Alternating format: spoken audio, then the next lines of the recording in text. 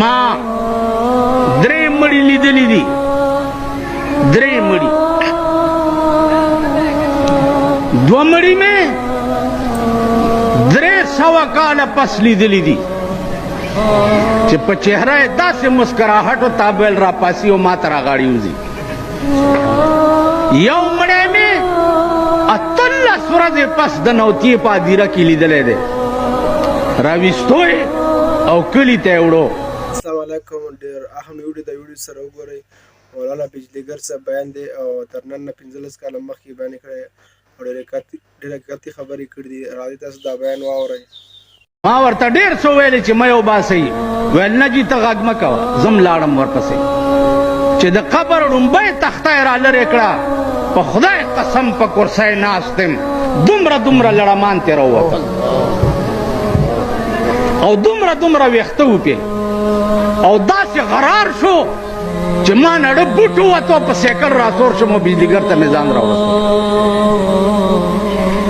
قبرونه به د لړمانو ډیپو وي، زمونږ قبرونه به د اور تنور وي، څلور ملواڼو باندې کار نه کېږي. خو بیا دا ملواڼې چې دا تا ورسره ټول کال څه روزګار او ته مړ شې، ملا به دا ووایي چې دی دې خدای وبخي، وبه وایي. او سمام پوی کړي دي چې قرآن تلاوت وکړي، خپلو مړو پسې بخئ او روټۍ دې دلګانو نه وخورئ او پیسې هم ترې والئ نغدې. تاسو خیال راغی؟ وطن دی یا داسې قوم دی نن په دنیا هیبت راغلی دی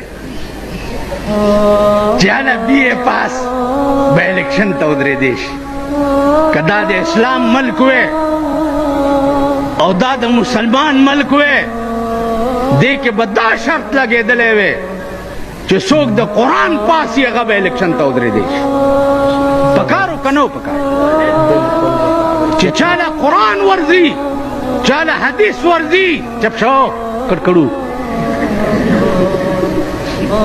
چاله قرآن او حدیث ورځي اب الیکشن ته ودرېدی شي. چې د انګریز قانون نه ویلې اب الیکشن ته نشي. مطلب یې څه دی؟ مطلب یې دا دی چې انګریز نه وي اب نشي ودرېدی، مسلمان به نشي ودرېدی. بالکل د مولانا بجلیګر صاحب شاړ غوندې بیان او د قبر په باره کې او کوم د زاړه مړي او د قبر نه راویست بالکل فرش پراته وو او داسې یو 18 ورځې پس د هلک قبر نه راویست، نو په قبر کې هغه داسې حال و. تاسو واورېدل او کوم انسان چې قبر له ورشي نو هغه د خپل عملو مطابق کار کېږي.